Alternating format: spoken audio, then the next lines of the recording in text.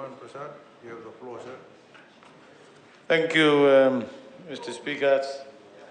I will try and be brief, but before I actually speak about the motion itself and the position that the National Federation Party took in terms of our submission, I just wanted to remind the Leader of the Opposition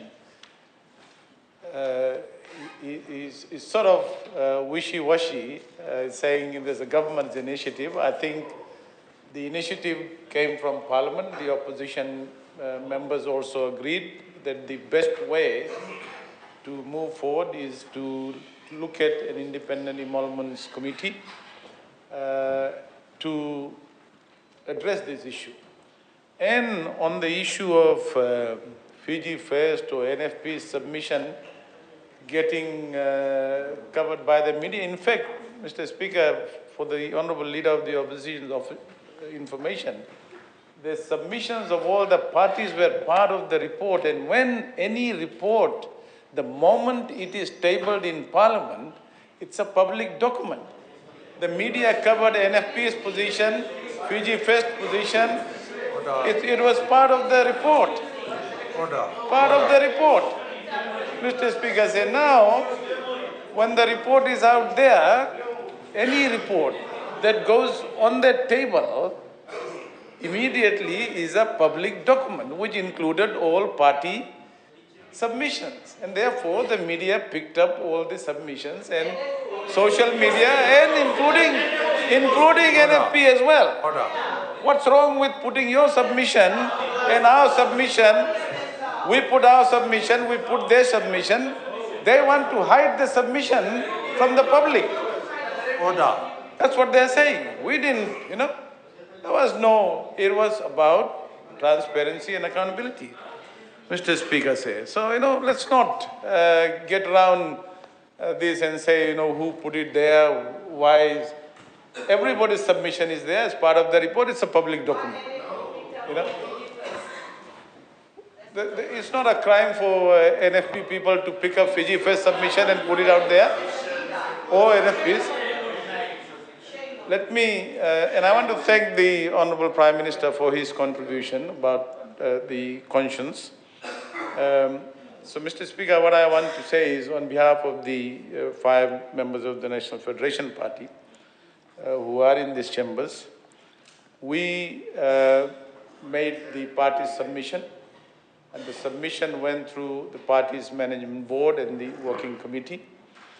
And that was the submission. There was a directive by the party. When the report was presented to Parliament 48 hours ago, Mr. Speaker said, we said very clearly that the content of the report is noted, and the debate on the report will be at a future sitting of Parliament. We looked at the content of the report, Mr. Speaker said, and we were going to take the report back to our management board and back to our working committee to be able to take a position as far as the report is concerned and the recommendations in the report. And Mr. Speaker, when the committee was formed in Parliament, I said that I want to quote, but that does not mean that the Parliamentary Emoluments Committee itself will make an assessment, because the principle is that we cannot determine our own salaries and allowances. And the idea, as the Honourable Leader of the Opposition said, was to get an independent consultant. And in fact, an independent consultant committee perhaps, should have made the recommendations to the Emoluments Committee. So, Mr. Speaker, as far as our party's constitution is concerned, we cannot meet the requirements of the party's constitution, section 63(1), and subsections H and I of the 2013 constitution, because if the party provides a directive, party management board, the working committee, we cannot go against it until we go back and get the direction. So, Mr. Speaker, what we are saying is that, of course, we can argue about the increases, the relativity.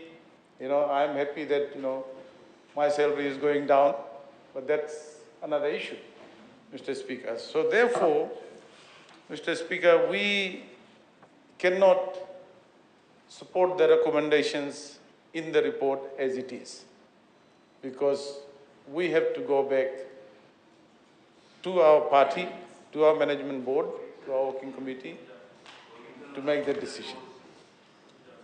Mr. Speaker said, our position Order.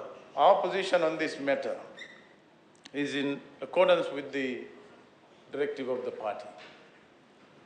And as I have outlined, this should not in any way be construed or misinterpreted in terms of our position and a support to the Honourable Prime Minister and to the coalition. As I said again, and let me repeat this, the Honourable Leader of the Opposition cannot shy away from the fact, what he was trying to imply was that this was a government's initiative, this was a parliament's initiative, this was the opposition's initiative. And we made, and parties made their submission. And when the report was presented to this parliament, Mr. Speaker said, it was a good process. Once the report is made public in Parliament, you expect debate to be on.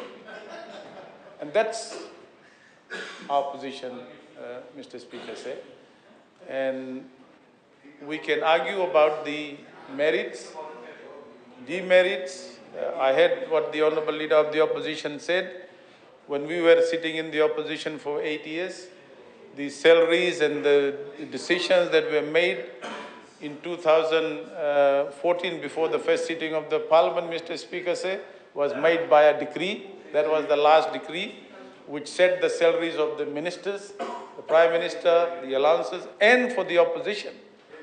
And when we had another committee of that Parliament looking at the allowances and all that, Mr. Speaker, you recall, sir, that we took a different position and we actually voted against the increase in allowances in 2016.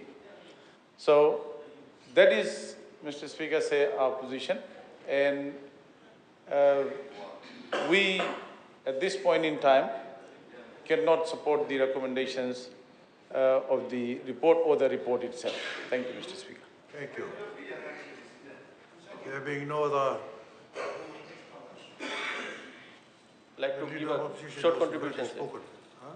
Would like to give a short contribution. Okay. Sir.